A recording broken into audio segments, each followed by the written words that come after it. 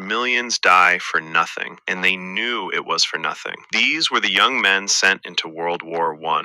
They charged through trenches, breathed mustard gas, watched friends dissolve into mud. And for what? Some archduke got shot. Empires wanted more land. Old men in capitals drew lines on maps while young men became statistics. Before the war, they believed in progress, in civilization, in the idea that things were getting better, that institutions meant something, that sacrifice had purpose. The war killed all of that. Not just the soldiers, the belief itself. The survivors came home to find they couldn't explain what they'd seen, couldn't reconnect with people who still believed the old stories. Writers like Hemingway and Fitzgerald tried to capture it. The disillusionment, the sense that meaning itself had been a lie. They called themselves lost because that's what they were, not physically, spiritually. The world had made promises, then broke them in the most violent way possible. Their core struggle was meaninglessness. How do you build a life when you've seen proof that nothing actually matters? Some drank themselves to death, some made art. Most just carried the emptiness quietly. The Greatest Generation, 1901 to 1927. The Greatest Generation didn't have time for existential crisis. They were too busy trying not to die. Their childhood was the Great Depression, not money was tight depression, actual starvation, families torn apart, kids watching their parents break down because there was no food, no work, no hope. They learned early that survival isn't guaranteed, that everything can disappear overnight. Then, just as things started recovering, World War II. Except this time, the stakes were even clearer. Fascism spreading across Europe, Pearl Harbor in flames. This wasn't some abstract dispute over borders. This was obvious evil that needed stopping, so they went. 18-year-olds storming beaches, women running factories, everyone sacrificing because the alternative was unthinkable. And here's what defined them. They didn't complain, couldn't afford to. When your choices are fight or lose everything, you fight. When your choices are work or starve, you work. Therapy wasn't an option. Processing emotions wasn't an option. You just endured. The Silent Generation, 1928 to 1945. The Silent Generation was raised by traumatized survivors and told to shut up about it. Their parents had lived through the Depression and the war. Their parents had learned that emotions were dangerous, that vulnerability got you killed, that the only way forward was to conform, work hard, and never make waves. So that's what they taught their children. Keep your head down. Don't question authority. Don't express feelings. Don't be different. Just fit in, follow the rules, and maybe you'll be safe. This generation came of age during McCarthyism, when having the wrong opinions could destroy your career. When conformity wasn't just encouraged, but enforced. Speaking up meant risk. Staying silent meant survival. So they stayed silent. They took the corporate jobs. They moved to the suburbs. They buried whatever didn't fit the mold. Men couldn't be emotional. Women couldn't be ambitious. Everyone played their role. Their struggle was repression. Not just personal repression, but systemic. An entire generation taught that authenticity was dangerous, that the self needed hiding. Many never recovered. Some are still alive today, still silent, still waiting for permission that never came. 1946 to 1964. Baby boomers were supposed to change the world. They believed it. They almost did it. Then they watched it all fall apart. They grew up in post-war prosperity, optimism everywhere. Their parents had won the war, built the economy, created safety. Now it was their turn to fix what remained broken. Civil rights, women's liberation, ending war. They genuinely believed they'd be the generation that finally got it right. And for a moment, it seemed possible. The 60s were electric. Music that meant something. Protests that moved nations. A sense that young people could actually reshape society. Then the assassination started. JFK, Malcolm X, MLK, Bobby Kennedy. One by one, the leaders who represented hope were murdered. Vietnam dragged on, chewing up friends and brothers for a war nobody could justify. The dream didn't just die. It was killed, publicly, repeatedly. Their struggle was shattered idealism. Some kept fighting. Many gave up and chased money instead. The generation that wanted revolution became the generation that perfected corporate capitalism. Not because they didn't care, because caring had cost too much. Generation X, 1965 to 1980. Generation X raised themselves while nobody was watching. Their parents were busy. Divorce rates exploded in the 70s and 80s. Suddenly, half of them came from broken homes. The other half had two parents working because one income didn't cut it anymore. Either way, kids came home to empty houses. They're called latchkey kids for a reason. They literally had keys around their necks because nobody was home to let them in. They made their own dinners, did homework alone, figured things out without guidance because guidance wasn't available. Boomers dominated every conversation. Boomers were the main characters of society.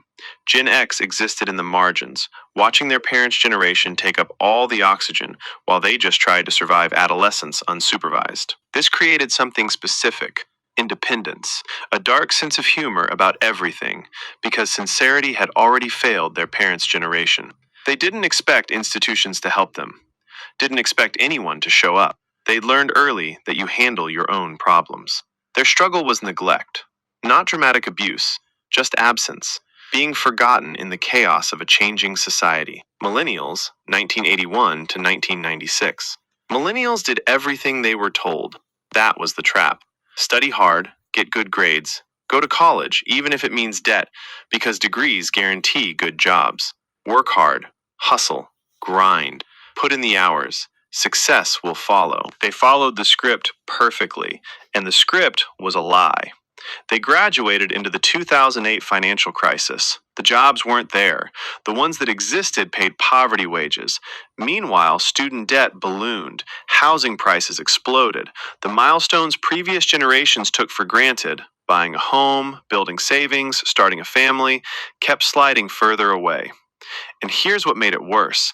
They were blamed for their own situation, called lazy by the generations who bought houses at 25 on a single income, told they shouldn't have gotten those degrees by the same people who said degrees were mandatory, mocked for not having what was literally impossible to have. Their struggle was betrayal, not just economic betrayal, psychological. They internalized the rules, believed the promises, did the work, and got nothing. That specific combination creates a unique kind of damage. Not just disappointment, but a fundamental questioning of whether any rules actually mean anything. If doing everything right still leads to failure, what's the point of trying? Generation Z, 1997 to 2012. Generation Z has infinite options and can't choose any of them. They're the first generation raised entirely online. Smartphones before they could read, social media as native language, the entire world accessible from their palms at all times. Sounds like an advantage. It's actually a psychological experiment with no control group. Their brains develop differently, literally.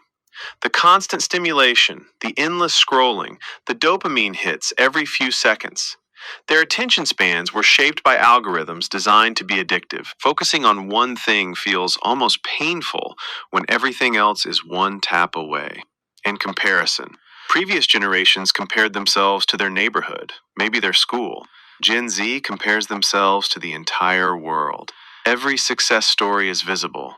Every achievement is public. The highlight reels of millions of people, all suggesting that everyone else has figured it out except you. Their struggle is overstimulation, too much information, too many paths, too many voices saying different things. Decision paralysis is epidemic because every choice means rejecting infinite alternatives. They've never known a world without the noise, so they don't even know what quiet feels like. Some are discovering it. Most are just trying to survive the algorithm. Generation Alpha, 2013 to 2025. Generation Alpha is learning to be human from screens, and the screens aren't good teachers. These are kids who had tablets before they could walk, whose earliest memories include YouTube algorithms serving them endless content, whose social development happened partly or entirely through devices rather than faces. The pandemic accelerated everything. School went online, playdates went online. The already blurry line between digital and physical disappeared entirely for years. And now we're seeing the results. Social skills are atrophying, not slightly, measurably. Teachers report kids who can't make eye contact, can't handle unstructured play, can't navigate basic conflicts because they've never practiced. The muscle you build by being around other humans, the one that teaches you to read faces and handle awkwardness and exist in groups, it needs exercise. They're not getting it. Their struggle is disconnection. Not the kind previous generations felt, the existential loneliness of modern life. Literal disconnection. It's not their fault. They were handed devices by adults who didn't understand the consequences, but they'll carry the effects. And nobody knows yet how to fix what's being lost. The new age generation, 2026 and beyond. The coming generation might face the strangest struggle of all, figuring out what humans are even for. AI is advancing faster than anyone predicted. Tasks that seemed permanently human, writing, coding, creating art, making decisions, are being automated. Not replaced badly, replaced well, sometimes better than humans can do them. Every previous generation had a clear answer to, what should I do with my life? Work, contribute, build something. But what happens when machines handle most of the building? When your labor isn't needed? When anything you can do, an AI does faster and cheaper? Some will find meaning in what machines can't replicate. Human connection, physical presence, the simple fact of being human in spaces with other humans. Others will struggle with purposelessness, unlike anything we've seen. Previous struggles were about survival, trauma, economics. This one is philosophical. If you're not needed, do you matter? If effort isn't required, does achievement mean anything? If everything can be generated, is anything authentic? Their struggle is irrelevance. Not being poor or oppressed, being unnecessary. It might be the hardest struggle of all, because there's no obvious enemy to fight, no problem to solve, just a question that might not have an answer. We're about to find out how humans handle a world that doesn't require